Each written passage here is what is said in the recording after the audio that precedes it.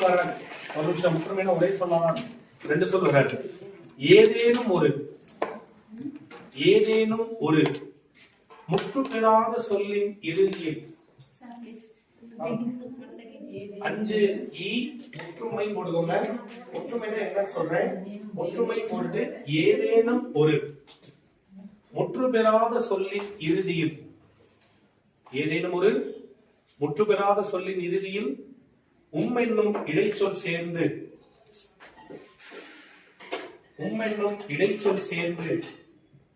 அச்சொல்லின் பொருளை முற்று பெறச் செய்வது.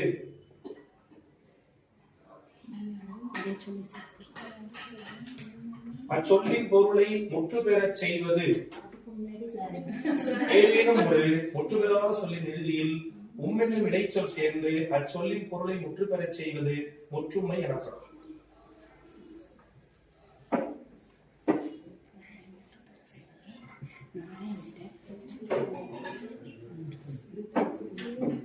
முற்றுபெறாத சொல்லின் இறுதியில் என்னும் இடைச்சொல் வந்து அச்சொல்லின் பொருளை முற்று பெறச் செய்யும்.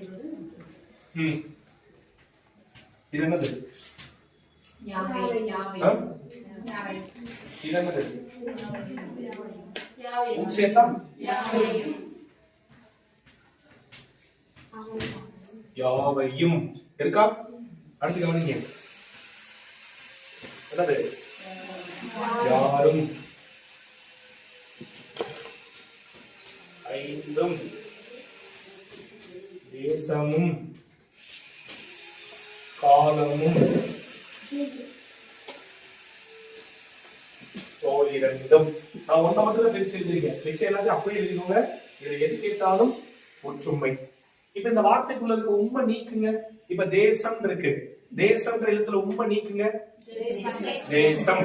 இப்ப இதோட தேசம் என்ற வார்த்தை முற்று பெறாம சாதாரணமா நிக்குது, இதோட சேருங்க, தேசமும் முற்று பெற்றுச்சு.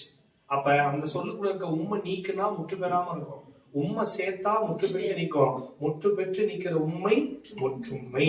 அர்த்தம் புரிஞ்சுச்சா?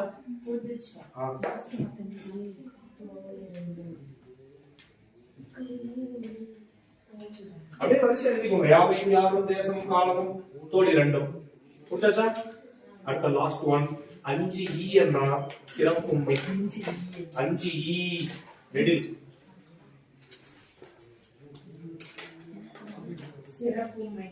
சிறப்புண்மை. சரி, சிறப்புண்மை தமிழ்ல எப்ப பயன்படுத்துவோம் அப்படின்னா உயர்வுக்காகவும் பயன்படுத்துவோம், இழிவுக்காகவும் பயன்படுத்துவோம். உயர்வுக்காக பயன்படுத்தினா அதற்கு பேரு உயர்வு சிறப்புண்மை, இழிவுக்காக பயன்படுத்தினா அதன் பெயர் இழிவு சிறப்புண்மை. நிறைய பேர் கேட்கலாம், சார் அந்த பாட்டுல இருக்க சிறப்புண்மை வார்த்தை கொடுக்குறாங்க, அது உயர்வா இழிவா நாம எப்படி சொல்றது அப்படின்னா, நீங்க ஒரு முறையிலும் அந்த பாடலை வாசித்து இருக்கணும், அதுக்கு என்ன பொருள்னு தெரிஞ்சிருக்கணும். அப்பதான் அது உயர்வா இழிவான்னு உங்களால சொல்ல முடியும். ஏன்னா உங்க புக்ல ஒரு 4-5 இடத்துல உயர்வு இழிவு கொடுத்துருக்காங்க, அதை கொடுக்குறேன். அது நீங்க புக்ல எப்படி வாசிச்சிருக்கீங்களா, இல்ல அதுக்கு உங்களுக்கு பொருள் தெரியுமா அப்படின்னு எனக்கு சொல்லுங்க. சிறப்புண்மை எழுதிக்கோ. செய்யுளில் உள்ள சிறப்புண்மை சொல்லானது, செய்யுளில் உள்ள சிறப்புண்மை சொல்லானது உயர்வு பொருளில் பயன்படுத்தப்பட்டால், செய்யுளுள்ள சிறப்புண்மை சொல்லானது உயர்வு பொருளில் பயன்படுத்தப்பட்டால்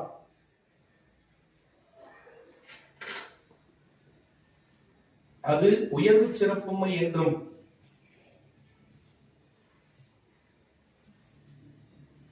இழிவு பொருளில் பயன்படுத்தப்பட்டால்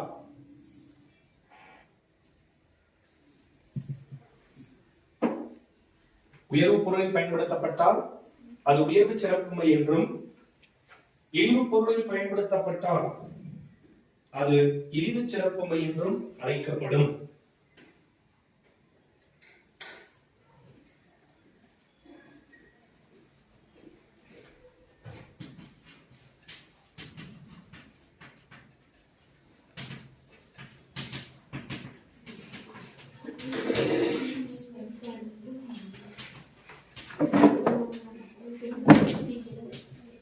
எங்க இது எழுதிட்டு சைடுல உயர்வா இழிவான்னு சொல்லுங்க.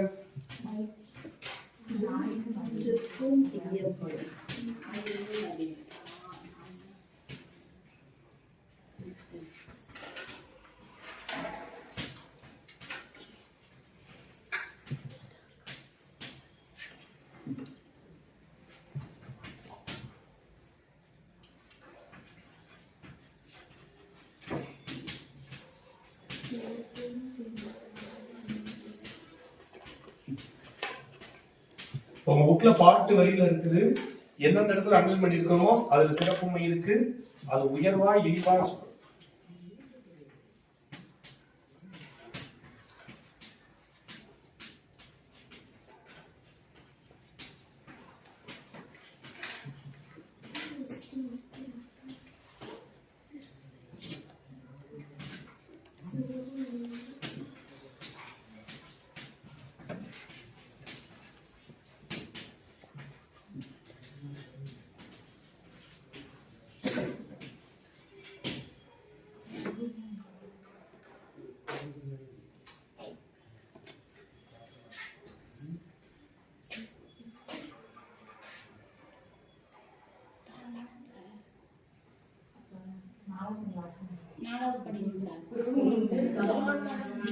குருகும் உண்டு தான் மடந்த ஞான்றே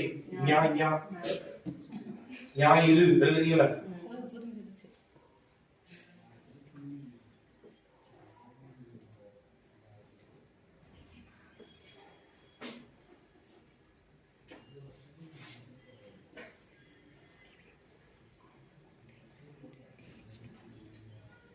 பக்கத்துலயே ஒரு கலர் பென்னோ இல்ல பென்சிலோ வச்சிருந்தீங்கன்னா அது உயர்வு இழிவு உங்களுக்கு அந்த பாட்டு தெரிஞ்சிருந்துச்சுன்னா அது என்ன மீனிங் சொல்லுதுன்னு வச்சு உயர்வு இழிவு நோட் பண்ணுங்க.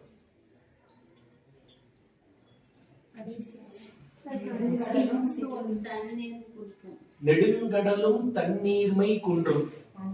தண்ணீர்மை ரெண்டு சொல்லி ரெண்டு சொல்லி நீ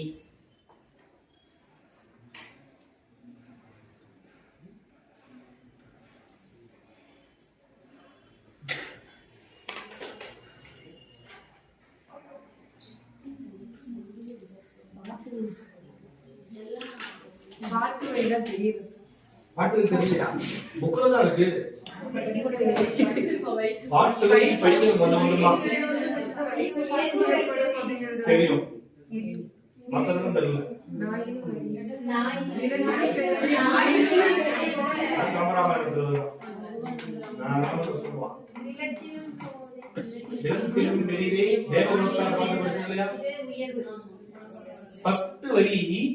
செடிக்குடல் உணவில்லாத போது செடிக்கு உணவு இருக்கிறப்ப வயிற்றுக்கு உணவு தேவையில்லை. ஆனா செடிக்கு உணவு இல்லாத நேரத்தில் வயிற்றுக்கு உணவு வயிற்றுக்குனாச்சும் கொஞ்சோண்டு சாப்பிட்டுக்கலாம். அர்த்தம் புரியுதா? அப்ப வயிற்றுக்கும் ஈயப்படும் சொன்னாங்கல்ல, அப்ப வயிற்றுக்கும் என்பது இழிவு சிறப்பு. ஏன்னா உண்மையான உணவு எது? காதுக்கு கருத்து. அது இல்லாதப்ப வேணா வயிற்றுக்கு உணவு. செல்வத்துள் செல்வம் செழியான் பிறகிற இன்பம் தான் உண்மையான செல்வம். அப்ப வயிற்றுக்கும் ஈயப்படும் இழிவு சிறப்பு.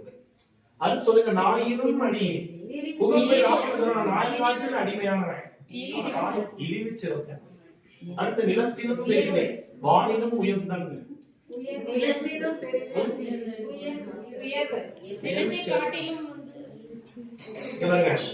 தோழிட்ட தலைவி சொல்றான். ஏன்னா தலைவிட்ட போய் தோழி நேரமா அவன் அன்பை பத்தியே பேசுறேன். அது பாவம் எப்படிதான் கேட்க சகிக்கும். தோழி சொல்லிட்டா, நான் பார்க்காத அன்பா போய் அவன் ஜோலியை பாருட்டா. அவனுக்கு கோபம் வந்துச்சு. நீ நினைக்கிற மாதிரி தலைவனுக்கு எனக்கும் இடைப்பட்ட அன்பு கிடையாது. எங்க அன்பு நில உலகத்தை காட்டிலும் பெருசு, வானத்தை விட உயரமானது, கடலை விட ஆழமானது. அப்ப தன் உள்ளத்து காதலின் உயர்வை பேசுறனால நிலத்திலும் வானிலும் என்பது உயர்வு சிறப்பு. அர்த்தம் புரியுதா? நிலத்தை காட்டிலும் பெருசு, வானத்தை விட உயரமானது. அப்ப உயர்வு சொன்னாலே இழிவு சொன்னா அப்ப உயர்வு சிறப்பு. உயர்ந்தன்று குருவும் உண்டு தான் மணந்த ஞானன்றே. இந்த பாட்டு படிச்சிருக்கீங்களா? கபிலருடைய பாட்டு. குறிஞ்சி திணை. தலைவன் சில காலம் தலைவியை சந்திப்பான், வருவான், பேசுவான், போவான். இப்ப சில காலம் வரணும். தலைவி அழுது புலம்புறான். தலைவனால் ஒருவேளை தான் ஏமாற்றப்பட்டமோ தெரியல. தோழி திட்டா. நான் அப்பயே சொல்றேன், நல்ல நாய் கிடையாது, நம்பாது. நீங்க என்னது கேட்க மாட்டேன்ட்ட. சரி பரவாயில்ல, நீ அழுகாம யோசி. நீங்க ரெண்டு பேரும் சந்தித்த போது உங்களை யாராவது பாத்துருக்காங்கன்னு சொல்லு. நான் ஊர்ல இருந்து கூட்டிட்டு வந்து உங்களை சாட்சி சொன்ன வச்சு திருமணம் செய்து வைக்கிறேன். இவளை யோசிச்சு பாக்குறேன், நீங்க ரெண்டு பேரும் சந்தித்த போது நீங்க யாருமே பார்த்ததே கிடையாது. தலைவி சொன்னா, ஒரு நாள் எனக்கு நினைவு இருக்கு, குறிஞ்சில பகுதியில் அமர்ந்து நானும் தலைவன் பேசிட்டு இருந்தோம். பக்கத்துல ஒரு அருவி ஓடுச்சு. அருவியில் ஓடுகிற ஆறல் மீன்களை தின்பதற்கு ஒரு நாரை வந்து நின்றுச்சு. ஆனா அந்த நாரை கூட எங்களை பார்க்கல, அதுக்கு உணவாக இருக்கிற மீனை தான் தேடிட்டு இருந்துச்சு. ஹாஸ்டலரி குருகும் உண்டு தான் வளர்ந்த யானை. அந்த நாரை கூட இருந்துச்சு நாங்க சந்திச்ச இடத்துல. அர்த்தம் புரியுதா? இது என்ன விஷயம்னா அது பார்க்கல. செகண்ட் ஒண்ணு, அது பார்த்திருந்தாலும் பயன் இல்லை. ஏன்? நாரை சொல்லுமா, சாட்சி சொல்லுமா? இல்ல. அப்ப தலைவி அழுது புலம்புவதாக அமைந்த பாட்டு. அப்ப குறுகும் என்று சொன்னது இழிவு சிறப்பு. ஏன்னா தனக்கு உதவிக்கு ஆள் இல்லை, புரிதல சாட்சி சொல்ல ஆளுங்க தலைவி வருகிறார். முக்தியும் பெருதி முடிவில் என்று உரைத்தான். கர்ணன் நம்ப பலிகளை படுத்திருக்கான். தாரை வார்த்து கிருஷ்ணனே என்ன பண்ணா, உன் தானத்தெல்லாம் எனக்கு கூட நீ செய்த புண்ணியத்தை எல்லாம் எனக்கு கொடுத்தான். இவன் கொடுத்த பிறகு அந்த புண்ணியத்தை பெற்றுக்கொண்ட கிருஷ்ணன் சொன்னான், முக்தியும் பெருதி முடிவில் என்று உரைத்தான் கண்ணன். இனிமேல் என்ன பண்றது? கொடைத்தன்மையால் நீ கர்ணன் என்று உலக மக்களால் புகழப்படுவாய், இறுதியில் முக்தியும் பெற்று வானுலக தேவர்களுக்கு விருந்தாவாய் என்று சொன்னான். அப்ப உயர்வா இல்லையா? உயர்வு. நெடுங்கடலும் தண்ணீர் வை குன்றும் தடிந்தெழிலி தான் நல்காதாகிவிடும். பெரிய கடல் தான், ஆனா அது கூட அந்த வெப்பம் ஆயாய் தன்னுடைய நீர்மை என்ன ஆகும்? குன்றும். அப்ப நெடுங்கடலும் என்று சொன்னது உயர்வு சிறப்பு. பெரிய கடல் கூட தன் நீர்மை குன்றும். அப்ப நெடுங்கடலும் சொன்னது உயர்வு சிறப்பு.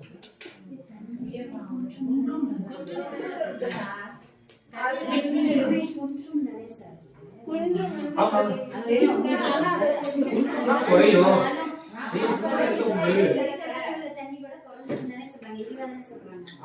நெடுங்கடல் இருக்க தண்ணி கூட குறையல. நெடுங்கடல் தண்ணீர்மை குன்றும். நெடிய கடல் கூட தன்னளவில் குறையும். ஆனா நமக்கு தெரியாது. கடல் என்னைக்காவது குறைஞ்சிடும் நமக்கு தெரியுமா? கடல் தண்ணி என்னைக்காவது வத்தி போச்சு நம்ம நினைப்போமா? கிடையாது இல்லையா? அப்ப நெடிய கடல் தன் குன்றுகிற அளவை கூட வெளியே காக்காத நெடிய கடல் உயரும். புரியுதா? திருக்குறள் அதுவரை தெரியாது, அதுவரை தெரியாது, வாசிக்கு எங்களுக்கு சம்பந்தமே கிடையாது அப்படின்னு. அப்ப இதெல்லாம் அடுத்த லாஸ்ட் ஒன் அன்மொழித்தோம். 2 சொல்லிங்க. அன்மொழி பிரிய 6 இல்ல அல் எந்த இல்ல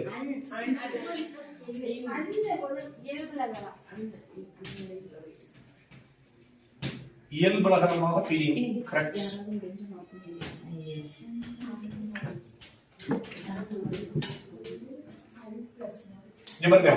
இதுவரைக்கும் சொல்லப்பட்டு வந்த மொழிகள் அல்லாத மொழி.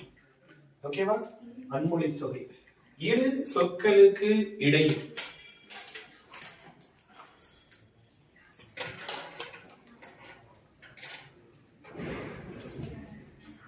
இரு சொற்களுக்கு இடையில் வேற்றுமை வினை கமா போட்டு வேற்றுமை கமா வினை கமா பண்பு கமா உவமை கமா உம்மை கமா உவமை ஆகிய உருபுகள் அல்லாத உவமை உம்மை ஆகிய உருபுகள் அல்லாத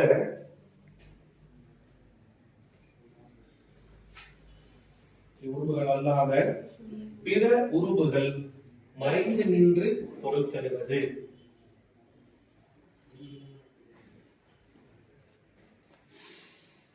பிற உருபுகள் மறைந்து நின்று பொருள் தருவது.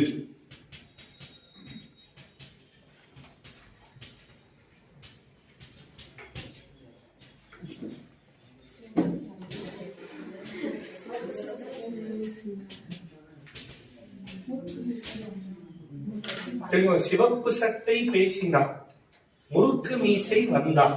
என்ன மறைந்து பாருங்க, சிவப்பு சட்டை பேசினார்னா சிவப்பு சட்டையை அணிந்தவர் பேசினார்.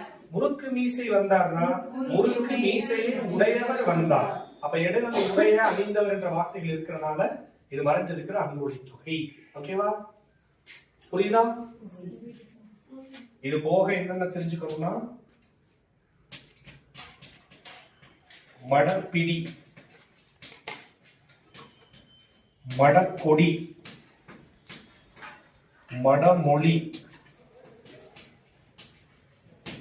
அங்கன், அஞ்சிலோதி. இதை மட்டும் ஞாபகம் வச்சுக்கோங்க, தாராளமா போதும். ஏன்னா ஓல்டு புக் அண்ட் நியூ புக்ல கேட்டாங்கன்னா கொஸ்டின்ஸ் இதான் கேட்பாங்க. நீங்க 1 by 1 எழுதுங்க. சில இடத்துல அந்த பேர் யாரை குறிக்குதுன்னு கொஸ்டின் கேட்பா, அதுவும் முக்கியம். சொல்ல புரியுதா? என்ன மேடம்? லாஸ்ட் இருக்கிறது அஞ்சிலோதி. அஞ்சில் ஓதி, அஞ்சில் ஓதி.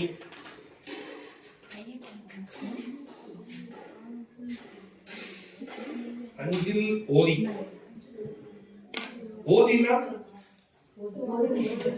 ஓதுகிறதா? ஓதினா கூந்தல்.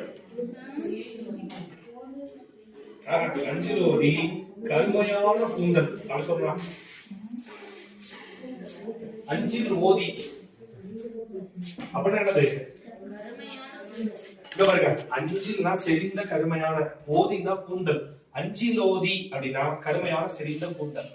இப்ப நல்லா கவனிங்க, சிவப்பு சட்டையை அணிந்தவர் பேசினார், முறுக்கு மீசையை உடையவர் வந்தார். அப்ப அந்த அணிந்தவர் உடையவர் என்பது அதோட பண்பு. அங்க புரியுதா? இங்க கவனிங்க, மடப்பிடி இருக்கா? யாரு சொன்னாங்க? பாஞ்சாலி சபதத்தில் கொம்பினை ஒத்த மடப்பிடியால் என்று பாராட்டப்பட்டவன் பாஞ்சாலி சபதத்தோட பாஸ்போர்ட்.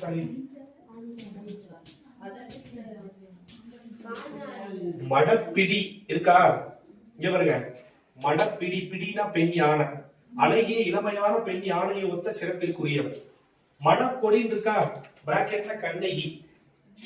கண்ணகி. மூணாவது மடமொழி, கோப்பெருந்தேவி.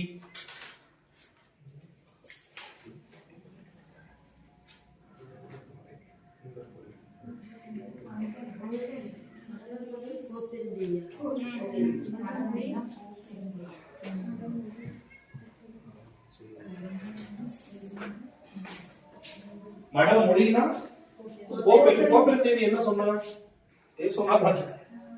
நல்லதுதான் சொல்லியிருப்பா. பாண்டிய மன்னன் செத்து போயிட்டான். செத்து போன பிறகு கணவனை இழந்தோருக்கு காட்டுவதில் இருக்கா என்று தொழுது வீழ்ந்தனலே மடமொழி. கணவன் இறந்து போனா தானே இறந்து போதும் மடமையான மொழி பேசிய பெண் யாரு? கோப்பெருந்தேவி. அப்ப கோப்பெரும் தேவி இருக்கா? அங்கன் என்றால் சிவபெருமான். ஏன்னா அழகிய கண்களை உடையவர். சிவபெருமானுக்கு மட்டும் அழகான கண்ணா, அப்ப மத்தவங்களுக்கு அழகான கண்ணு இல்லையா? அவருக்கு மட்டும்தான் என்ன கண்ணு இருக்கும்? அதனால அங்கன். அர்த்தம் புரியுதா? அங்கனர் சிவபெருமான், அங்கன் என்றால் அழகிய கண். அப்ப இந்த வார்த்தை தவிர வேற எதுவும் கொஸ்டின்ல வராது. கேட்டாங்கன்னா மடப்பிடி என்பது பாஞ்சாலியை குறிக்கும், மடமொழி என்பது குறிக்கும், மடமொழி என்பது கண்ணியை. ஓகேவா? ரைட். அடுத்தது வாங்க, தொகாநிலை தொடர்கள். அடுத்தது நெக்ஸ்ட் ஒன், தொகாநிலை தொடர்கள்.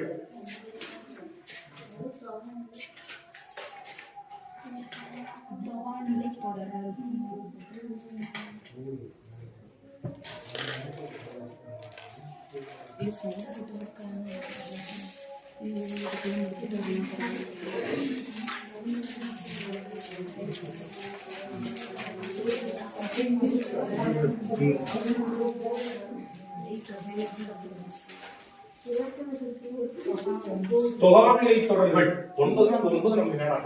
நான் உங்களுக்கு 4 தான் சொல்ல போறேன். 4 சப்டிவிஷன் தான் கிடையாது. ஈஸியா முடியும். ரொம்ப ஈஸியா முடியும். தொகாநிலை தொடர்கள் இரு சொற்களுக்கு இடையில், இரு சொற்களுக்கு இடையில்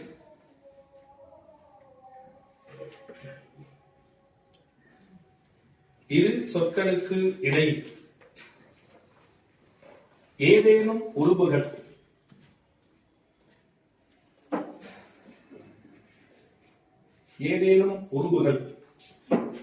வெளிப்படையாக நின்று பொறுத்தருவது. மறைஞ்சுன்னா தொகை, வெளிப்படையானா விரி. தொகா, அதுக்கு பதிலா தான் விரி. இரு சொற்களுக்கு இடையில் என்ன பண்ணுவீங்க? ஏதேனும் ஏதேனும் ஏதேனும் உறவுகள் வெளிப்படையாக நின்று பொருள் தருவது. பாயிண்ட் 2, தொகாநிலை தொடர்கள் 9 வகைப்படும். பார்த்தோமா மேல சொன்னா? தொகாநிலை தொடர்கள் 9 வகைப்படும். 1 வேற்றுமை தொகாநிலை தொடர் பிராக்கெட்ல வேற்றுமை விரி. நம்ம ஏற்கனவே பார்த்தாச்சு. பார்த்துட்டோமா? அப்பதான் வேற்றுமை தொகாநிலை தொடர் பிராக்கெட்ல வேற்றுமை விரி.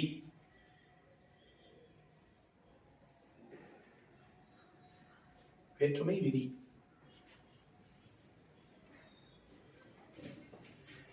2 எழுவாய் தொடர்.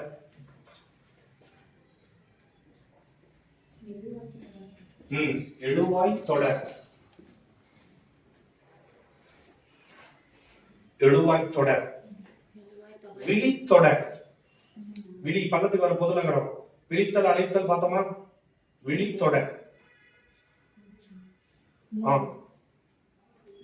பெயரெச்சத் தொடர். பெயரெச்சத் தொடர். வினையெச்சத் தொடர்.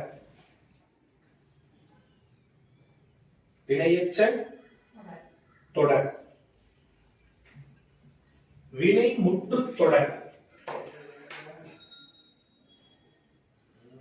வினை முற்று தொடர். இடைச்சொற்றொடர்.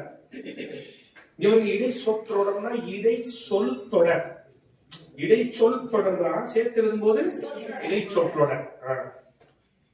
இடை சொற்றொடர். உரி சொற்றொடர். உரி சொற்றொடர். உரி சொற்றொடர். அடுத்தது அடுக்கு தொடர். 9 இருக்கா? கரெக்டா 9 வந்துச்சா? கோயிலா? ரைட். இது பாருங்க சிம்பிள். இது நீங்க 4 தெரிஞ்சுக்கோங்க. ஏன்னா நமக்கு பின்னாடி சந்திப்படி நீக்கம். சந்திப்படி நீக்கம் மீன்ஸ் வள்ளின மிகுடங்கள் விகாயங்கள். சில கொஸ்டின்ல கேட்பான் விதிகளோட. அப்ப நமக்கு இதுல வேணும்னா நான் சொல்றது மட்டும் திக்கடிங்க. எழுவாய் தொடர், விழித்தொடர், உரிச்சொற்றொடர், அடுக்கு தொடர். எழுவாய் தொடர், விழித்தொடர், உரிச்சொற்றொடர், அடுக்கு தொடர். இப்ப எனக்கு சொல்லுங்க ஃபர்ஸ்ட் ஒன் எழுவாய் தொடர். நான் காலையில ஒரு இலக்கணம் சொன்னேன். எத்தனை இருக்குன்னு பார்க்கலாம். ஒரு வாக்கியத்திற்கு எத்தனை உறுப்புகள் வேணும்? 1 எழுவாய். செயற்படு பொருள். இதுல செயற்படு பொருளே வராம ஒரு எழுவாயை தொடர்ந்து பயனிலை வந்தால் எழுவாய் தொடர்ந்து சொல்லுங்க.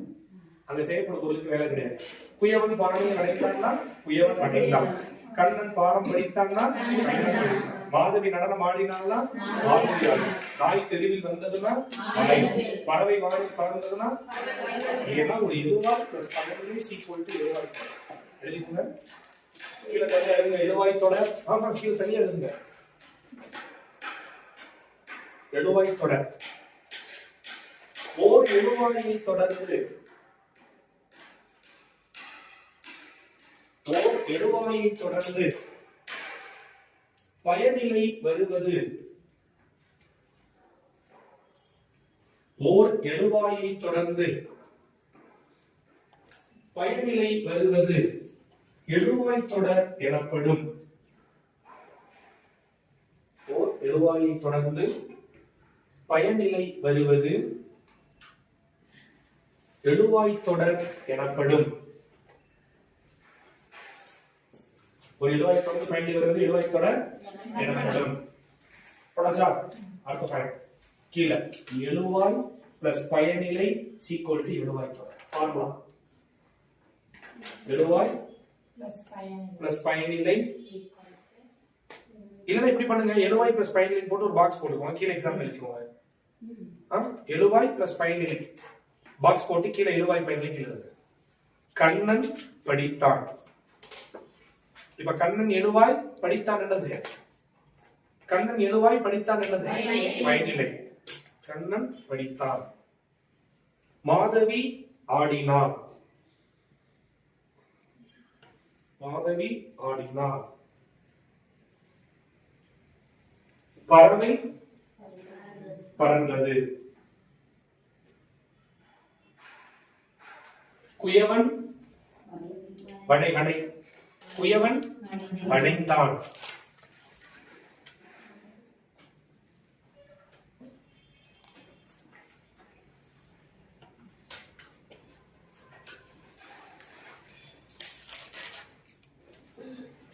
குயவன் வடைந்தான். ஓகேவா? அடுத்து வாங்க விழித்தொடர். விழித்தல் மீன்ஸ் அழைத்தல். பக்கத்துல எழுதியோங்க. விழித்தொடர், விழித்தொடர் போட்டு பிராக்கெட்ல விழித்தல் அழைத்தல். விழித்தல் அழைத்தல்.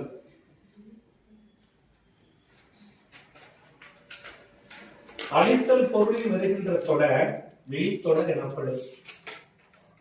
சிறப்பழகான பொருளில் அழைத்தல். அழைத்தல் பொருளில் வருகின்ற தொடர்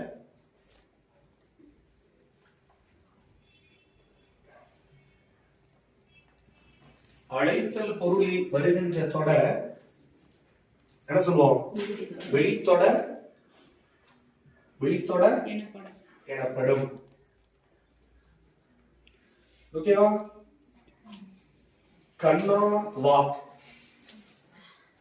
கண்ணா வா. நண்பா எழுது. கண்ணா வா நண்பா எழுது. கிளியே பேசு. தந்தையே கேள். கிளியே பேசு தந்தையே கேள். சரி, இப்ப நீ எழுதுன அந்த 4 எக்ஸாம்பிள் இருக்குல்ல, இதுல எது விழி?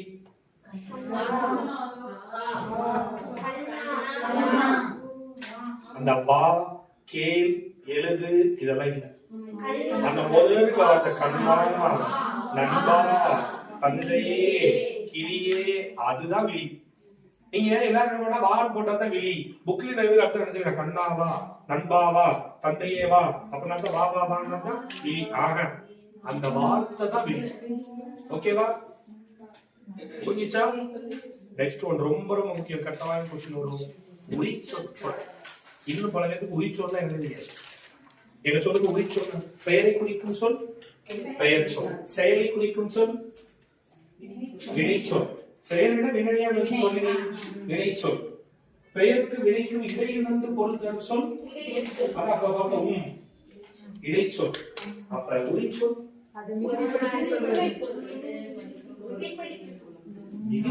மிகைப்படுத்துமா? சாலச் சிறந்தது. ஓகே, அதை வச்சு என்ன சொல்ல வரீங்க இப்ப சமூகத்துக்கு?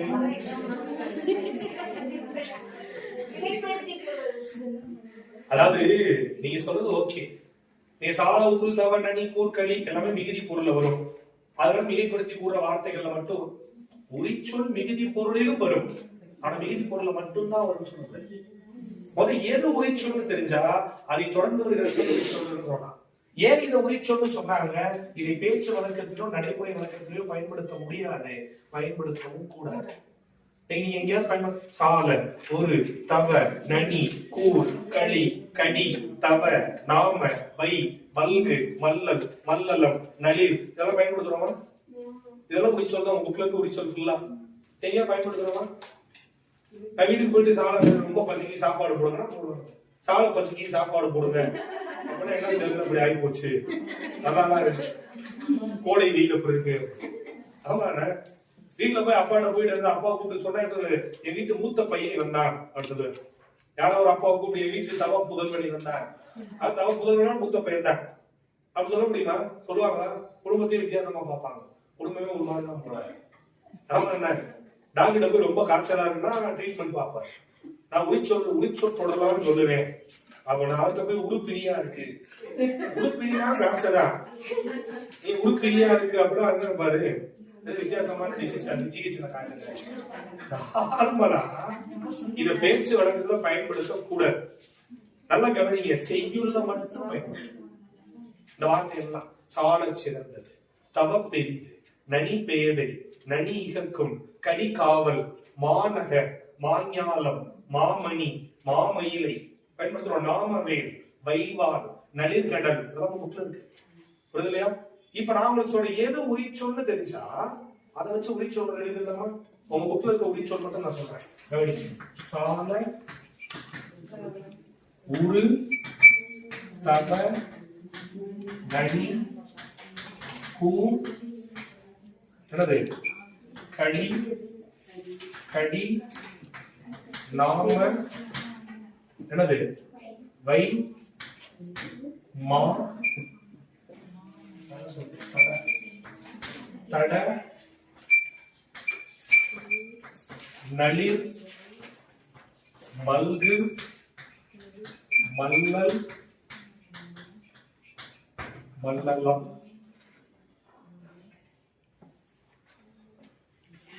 இது ஓகேவா? ஓகேவா? இன்னும் நீங்க தெளிவா புரிஞ்சுக்கணும்னா இதுக்கு மீனிங் என்ன சார் வேணும்ல இருக்கா?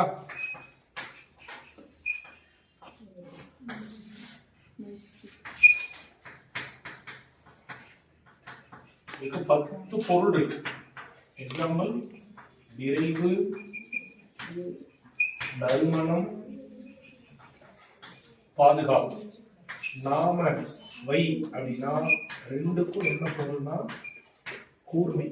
மா அப்படின்னா என்னது, பெரிய. தட அப்படின்னா அகண்ட. நளிர்னா என்னது, குளிர்ந்த. மல்கு, மல்லல், மல்லலம் அப்படின்னா வளம் அல்லது வளமை. இது என்றால் ரெண்டு அர்த்தம்ல பெரிய. ஒரு எழுதிட்டீங்களா? சூப்பர். இல்ல இல்ல, நான் வந்து இலக்கத்துல எழுதிட்டு எக்ஸாம்பிள் போட்டு இந்த கடைசி உங்களுக்கு எழுதி சொல்ல ஒன்னு நினைச்சேன். சரி பரவாயில்ல விடுங்க. இனி எடுத்து சொல்ல அவங்க நோய் முடிஞ்சில்ல. நான் என்ன நினைச்சேன், இங்க வருங்க, இந்த வார்த்தையை வந்து எழுதுவீங்க. என்ன உரிச்சொற்களை தொடர்ந்து, புரியுதுலையா? என்ன உரிச்சொற்களை தொடர்ந்து வருகிற தொடர் உரிச்சொற்றொடர் விளக்கத்தை எழுதிட்டு எக்ஸாம்பிள் மட்டும் எழுதிங்களா? எழுதலையா? எழுதுனா எழுதுங்க. என்னும் உரிச்சொற்களை தொடர்ந்து, என்னும் உரிச்சொற்களை தொடர்ந்து பெயரையோ வினையையோ பெற்று வரும் தொடர். என்னும் உரிச்சொற்களை தொடர்ந்து பெயரையோ வினையையோ பெற்று வரும் தொடர் உரிச்சொற்றொடர் எனப்படும். சிம்பிள். இதெல்லாம் உரிச்சொல். இதை தொடர்ந்து வருகிற தொடர் உரிச்சொற்றொடர். அது பெயர் சொல்லாமல் தொடர்ந்து வரலாம், வினை சொல்லாமல் தொடர்ந்து வரலாம். என்னும் உரிச்சொற்களை தொடர்ந்து பெயரையோ வினையையோ பெற்று வருகிற தொடர் உரிச்சொற்றொடர் எனப்படும். படச்சா?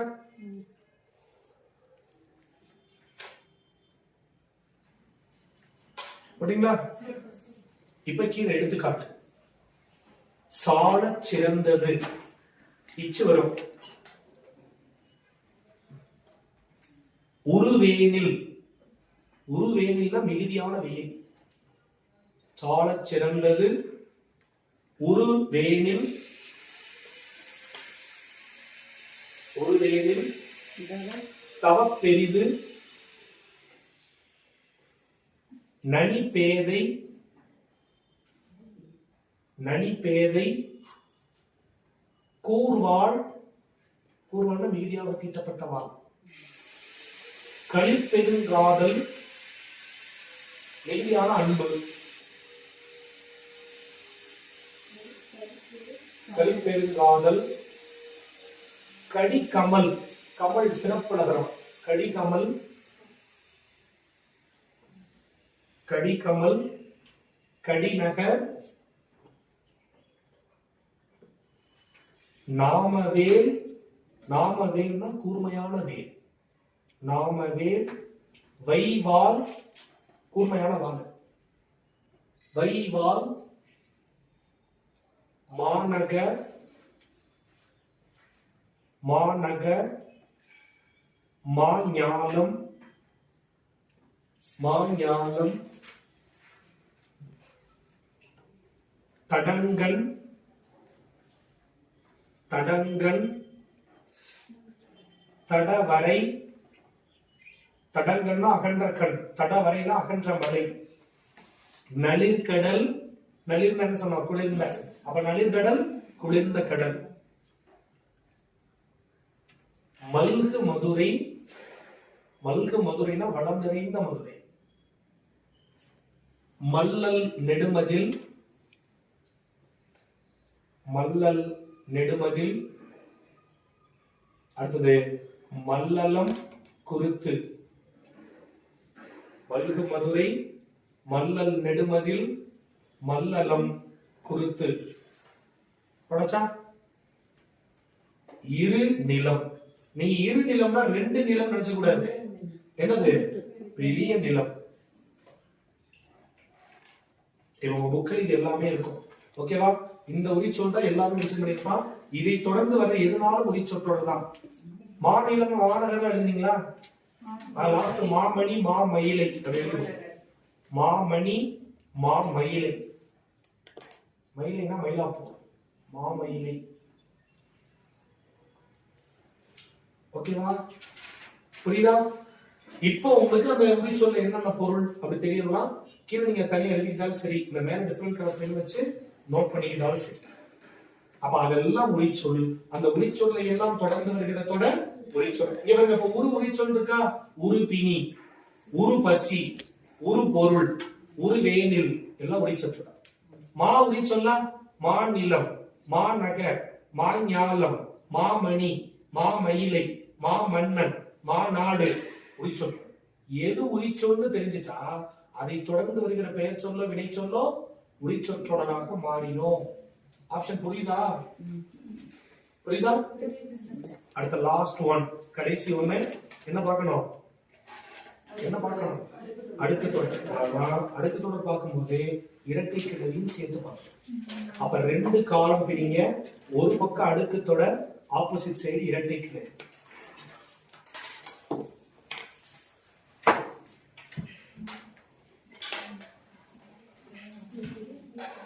காலம் பிரிச்சலாமா? ஒரு பக்கம் அடுக்கு தொடர், ஆப்போசிட் சைடு இரட்டை கிளவி.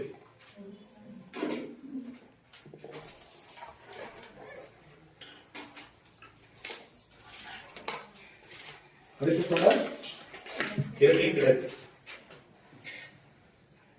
எழுதிக்கோங்க.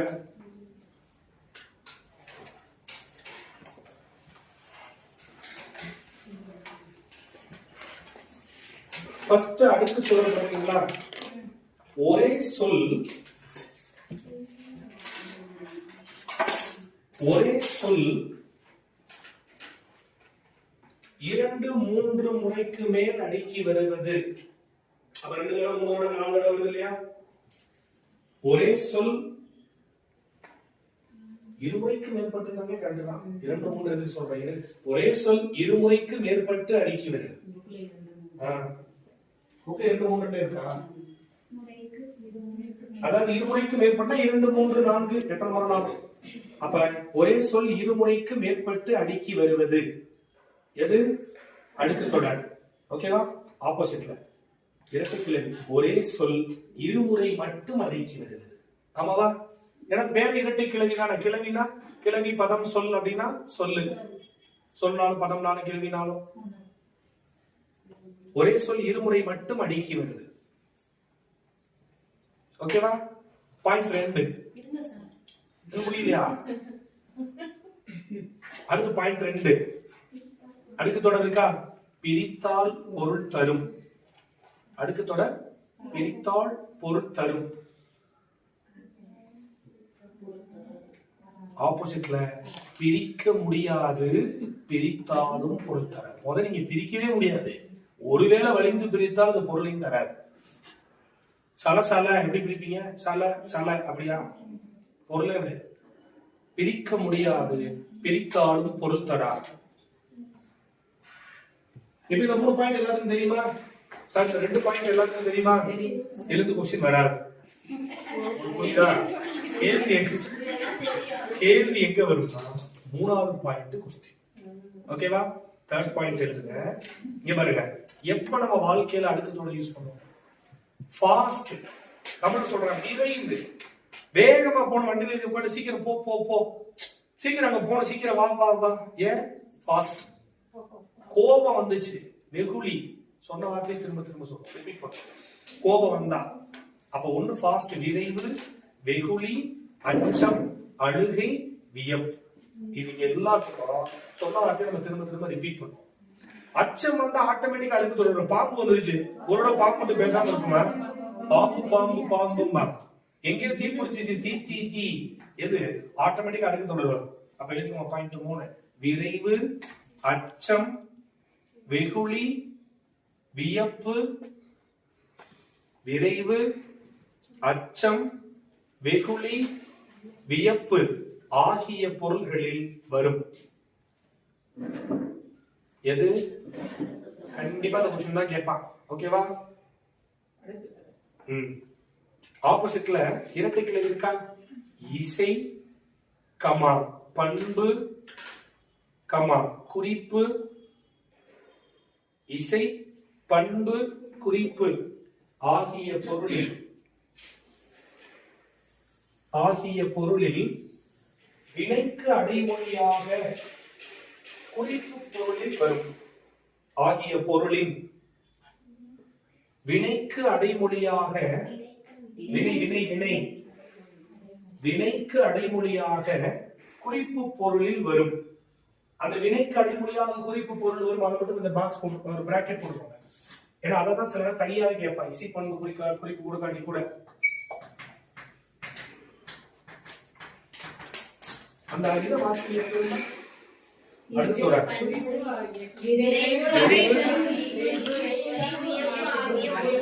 அதுல எக்ஸ்ட்ரா உவகைன்னு சேர்த்து. விரைவு, வெகுளி, அச்சம், வியப்பு, உவகை. உவகைனா மகிழ்ச்சி. இங்க வந்து மகிழ்ச்சியா வாழ்க வாழ்க வாழ்க. அச்சத்துல பாம்பு பாம்பு பாம்பு.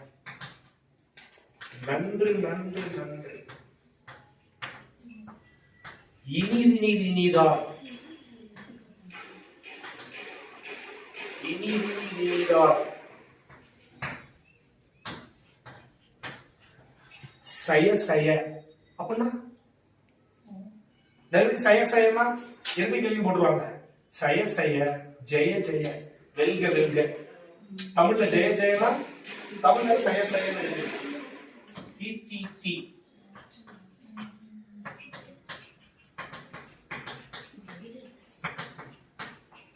பாண்டம் பாண்டமாக.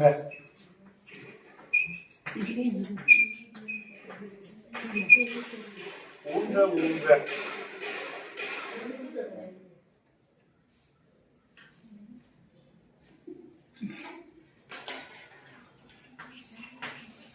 போ போ போ.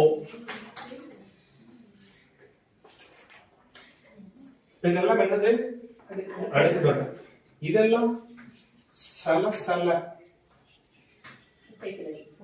கல கல வென, குக்கு வென. எங்க குயில் பாட்டு வருதுல, பாரதியார் பாட்டு அங்க வருது. குக்கு வென.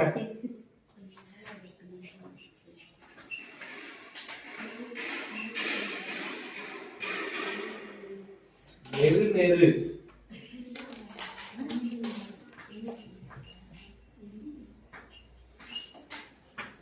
கரு கரு. மல மல. தீ எப்படி எழுதிச்சு சொல்லுவோம்? மல மலன்னு எழுதிச்சு.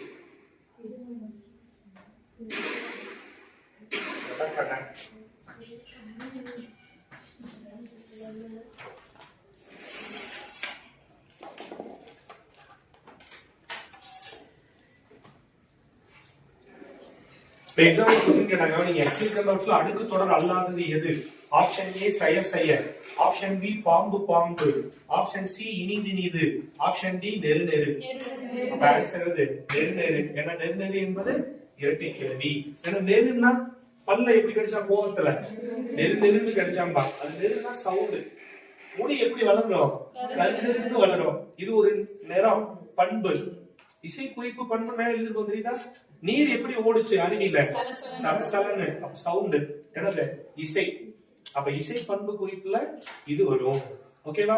அப்ப நீங்க எதுல ஆன்சர் இதுல செக் பண்ணி பாக்குறப்ப இலக்கண குறிப்பு இதுல வச்சு கொஸ்டின் கேக்குறப்ப தொகைமை தொடர் தொகாண்டை கூட ரெண்டுமே என்னவாங்க கேட்பாங்க. ஓகேவா? ஓகேவா? யாப்பு இலக்கணம் இன்ட்ரோடக்ஷன் சொல்லலாம். டைம் என்ன ஆச்சு? 5:25.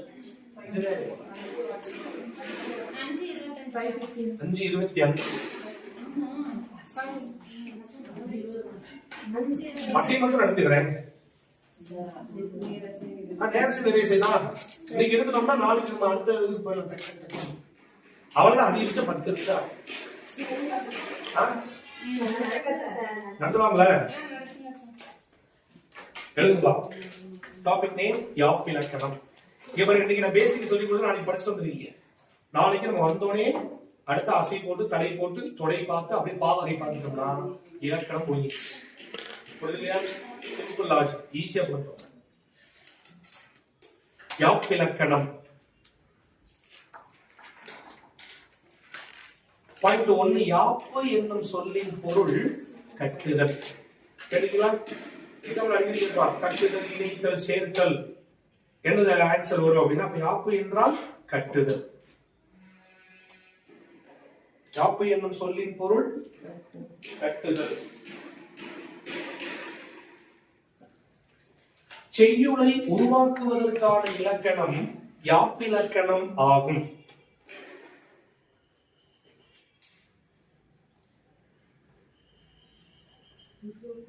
செய்யுளை உருவாக்குவதற்கான இலக்கணம்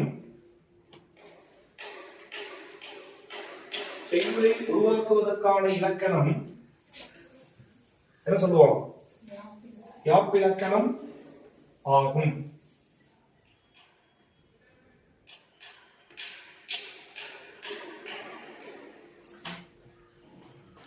செய்யுளை உருவாக்குவதற்கு பயன்படும் செய்யுள் உறுப்புகளின் எண்ணிக்கை 6. செய்யுளை உருவாக்க பயன்படும்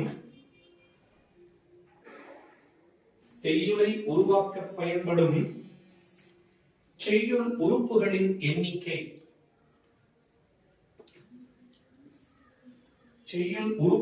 எண்ணிக்கை எத்தனை? 6. இப்ப சைடு ஹெட்டிங் போடுங்க. செய்யுள் உறுப்புகள். சைடு ஹெட்டிங் போடுங்க. செய்யுள் உறுப்புகள் பிராக்கெட்ல 6. 1 by 1 எழுதுங்க. 1 எழுத்து,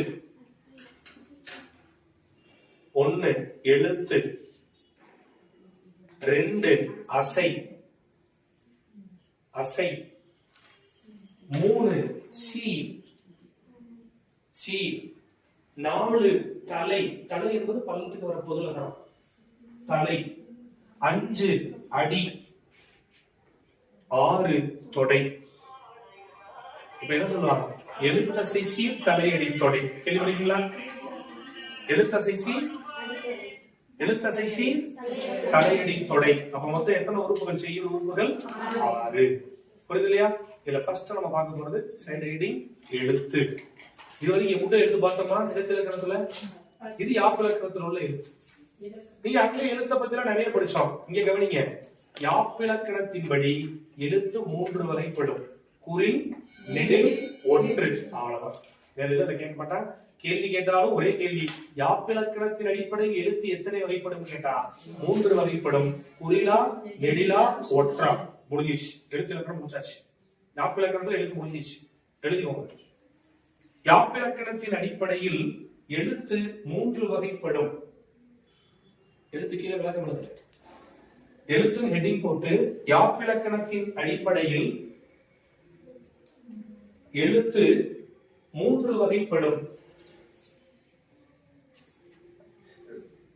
யாப்பிலக்கணத்தின் அடிப்படையில் எழுத்து 3 வகைப்படும். ஓகேவா? எழுத்து 3 வகைப்படும். 1 குறில், 2 நெடில், 3 ஒற்று. அதாவது நெடில் எழுத்தா, குறில் எழுத்தா, ஒற்று எழுத்தா. புரிஞ்சிச்சா? அப்ப எழுத்து இலக்கணம் முடிஞ்சாச்சு. அடுத்த 2 அசை. இதை முடிச்சா முடிச்சிடலாம். ஓகேவா? ஈஸியா கஷ்டமா? நீங்க அப்புறம் பதறீங்க. டாபிக் நேம் என்ன? அசை. கவனிங்க. எழுத்துக்கள் ஒன்றோ பலவோ சேர்ந்து இசைக்கு தக்கவாறு நின்றால் அது அசை எனப்படும். இந்த அசைகள் பொருள் தர வேண்டிய அவசியம் கிடையாது. கர், க, கற்க, எத்தனை சார்? கச, டர, கசடர, எத்தனை சார்? கற்பவை, கற்பவை, எத்தனை சார்? இப்ப கர், க, கற்க, இதுல கர் அப்படின்னா என்ன பொருள், க அப்படின்னா என்ன பொருள்? கிடையாது. கர் என்ன பொருள்?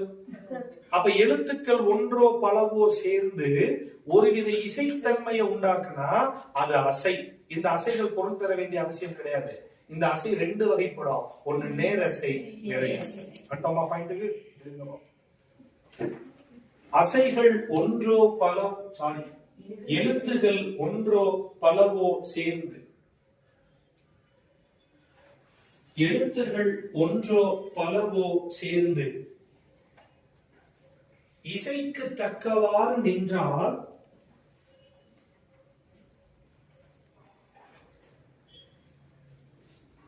எழுத்துகள் ஒன்றோ பலவோ சேர்ந்து இசைக்கு தக்கவாறு நின்றால் அது அசை எனப்படும்.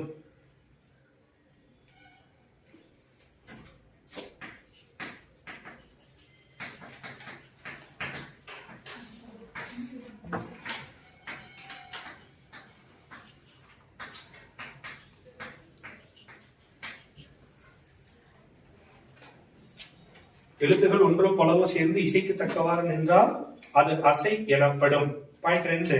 அசைகள் பொருள் தர வேண்டிய அவசியம் இல்லை. அப்ப அசைகள் என்ன பண்ணுவோம்? ஒரு இசைத்தன்மையை உணர்த்தும். ஆனா அதுக்கு என்ன கிடையாது? பொருள் தேவையில்லை. அப்ப சிம்பிளா சொன்னா எப்படி சொல்லணும்? அசைகளுக்கு புரியுது இல்லையா? அர்த்தம் தேவையில்லை. ஆனா ஒருவித சப்தம் முக்கியம். உண்டு இல்லையா? ஒரு இசைத்தன்மை எதுக்கு இருக்கணும் இல்லையா? அதுதான் சொல்றாங்க. அப்ப அசைகள் பொருள் தர வேண்டிய அவசியம் இல்லை. பாயிண்ட் 3. அசை இரண்டு வகைப்படும். இந்த இப்படி போட்டுக்கோங்க. அசை இரண்டு வகைப்படும் போட்டுட்டு கீழே இப்படி போட்டுக்கோங்க. நான் ஏற்கனவே அசை பிரித்தல் மெத்தட் சொல்லி கொடுத்திருக்கேன். இரண்டு அசையாக பிரிந்தால் என்ன அளபடை? செய்யுள் இசை அல்லது இசை நிறை அளபடை. மூணு அசையாக மூன்றுக்கு மேற்பட்ட அசையாக பிரிஞ்சா இசை அளபடை. சொல்லுக்குள்ள ஈ வந்துட்டாலே சொல்லி இசை அளபடை. இப்ப அதே மாதிரி பாருங்க. அங்க நம்ம 8 வரையில் எழுதணும். குறில் தனித்து வந்தால் நேரசை. பார்த்தோமா? நெடில் தனித்து வந்தால் நேரசை. குறில் பிளஸ் ஒற்று வந்தால் நேரசை. நெடில் பிளஸ் ஒற்று வந்தால் நேரசை. இங்க பாருங்க. குறில் தனித்து க, நெடில் தனித்து கா, குறில் ஒற்று கல், நெடில் ஒற்று. கரெக்டா? இங்க வாங்க. குறில் இணை அப்படின்னா குறில் இணைந்து வந்தா ஒரு அசை. குறில் நெடில் இணைந்து வந்தா ஒரு அசை.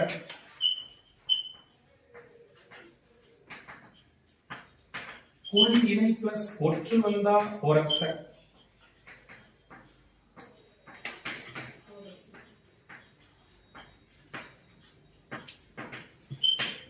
குறில் நெடில் இணைந்து வந்தா ஒரு அசை. குறில் நெடில் ப ட என்னது? பட. குறில் நெடில் ப டா படா. இது குறில் இணை, இது குறில் நெடில் இணை. குறில் இணை பிளஸ் ஒற்று படம். குறில் நெடில் இணை பிளஸ் ஒற்று என்னது? படாம். இருக்கா? அப்ப இது 4 படி வந்தா என்ன பண்ணணும்? நேரசை. இதனால இப்படி வந்தா என்ன பண்ணணும்? அவ்வளவுதான். ஓகேவா?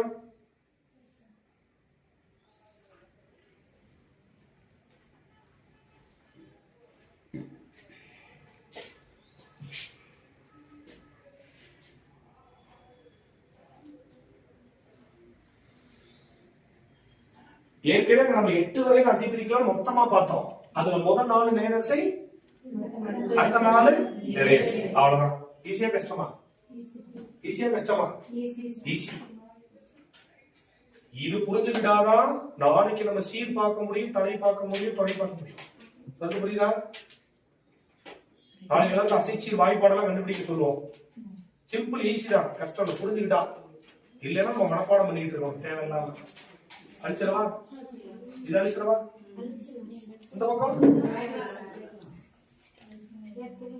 இப்ப எனக்கு அசை பிரிச்சுட்டு நேரசை நிறையசை பிரிச்சு காமிச்சிருங்க. காமிச்சா நம்ம கிளம்பிடலாம். நீங்களும் சந்தோஷமா இருக்கீங்க.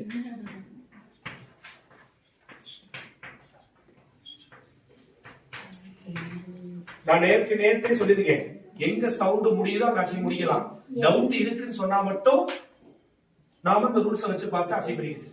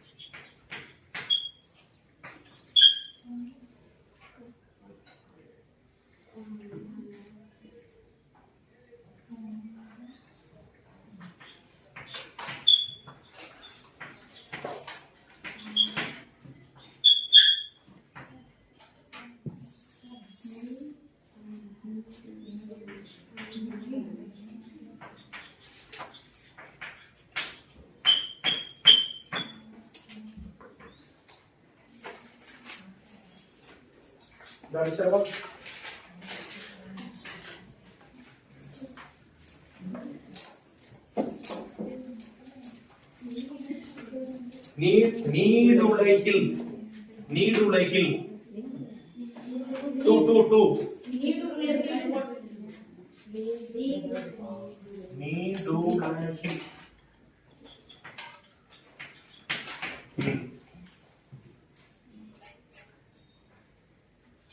எத்தனை ஒற்று வந்தாலும் என்ன பண்ணிக்கணும்? ஒரு ஒன்றாக வச்சுக்கணும். சொன்னது ஞாபகம் இருக்கா? ஃபர்ஸ்ட் ஒன் சொல்லுங்க, எப்படி இருக்கலாம்? என் நீ என் நீ குறில் ஒற்று குறில் ஒற்று. அப்ப என்ன வரணும்? நேரசை நேரசை. அடுத்து சொல்ல துணிந்த பின் துணிந்த பின். இது குறில் ஒற்று இது குரல் ஒற்று. என்னது?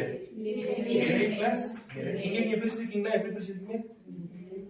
இல்ல இது இப்படியே பிரிச்சு எழுதிருக்கீங்களா? இல்ல இங்க பிரிச்சு எழுதிருக்கீங்களா? நிறை. அடுத்து கற்பவர்கள். குறில் ஒற்று நேரு. இரு குறில் ஒற்று நிறை. குறில் ஒற்று நே. கொணர்ந்தான் கொணர்ந்தான். இரு குறில் ஒற்று நெடில் ஒற்று அகர அகர. இருகுறில் தனிக்குறில். இருகுறில் வந்தா தனிக்குறில் வந்தா பண்புடையா பண் உடை. கரெக்ட். குறில் ஒற்று நேரு. குறில் நெடில் நிறை. நெடில் ஒற்று நே. நீடுலகில் நீ மட்டும் பிரிக்கல. யாராவது நீ பிடிச்சீங்களா? குறில் நெடிலோட இடையிலா? நெடில் குறிலோட. கரெக்ட். அப்ப நீ டுலகில் நீ டுலகில். நீ தனி நெடில் தனி நெடில் நேரசை. இரு குறில் நிறையசை. குறில் ஒற்று நேரசை. சூப்பர். அடுத்து பெற்றவர் பெற்றவர். குறில் ஒற்று நேரசை. இரு குறில் ஒற்று. அவ்வளவுதான். யாருக்கா சந்தேகம் இருக்கிறதுல? நான் அசை பிரிக்கிற மெத்தட் சொல்லி தந்திருக்கேன். ஆனா 8 வகையில பிரிக்கிறது சொல்லி தந்தேன். இப்ப யாப்பிலக்கணத்தில் அசையாவே பார்த்தோம். இது தெரிஞ்சாதான் நாளைக்கு எடுத்து 4 மடங்காசு பிறப்பு வாய்ப்பாடு கண்டுபிடிக்கிறது. அப்புறம் அசைகள்ல தேமாங்காய் புளிமாங்காய் லாஸ்ட் டைம் ஆசிரியர் நியமன தேர்வுல கூட கொஸ்டின்ஸ் வந்துருச்சு. புரியுது இல்லையா? அந்த கொஸ்டின்ஸ் எல்லாம் நாளைக்கு நம்ம ஒர்க் அவுட் பண்ணி பார்ப்போம். புரியுது இல்லையா? என்ன கொஸ்டின் கேட்டாங்க நானே எழுதி போடுறேன். அசை கண்டுபிடிக்க தெரியும். டவுட் இருக்கா யாருக்கும்? எதையாவது சொல்லி பார்த்து கண்டுபிடிக்கணும். எங்க சவுண்ட் முடியுதோ அந்த அசை முடியுது.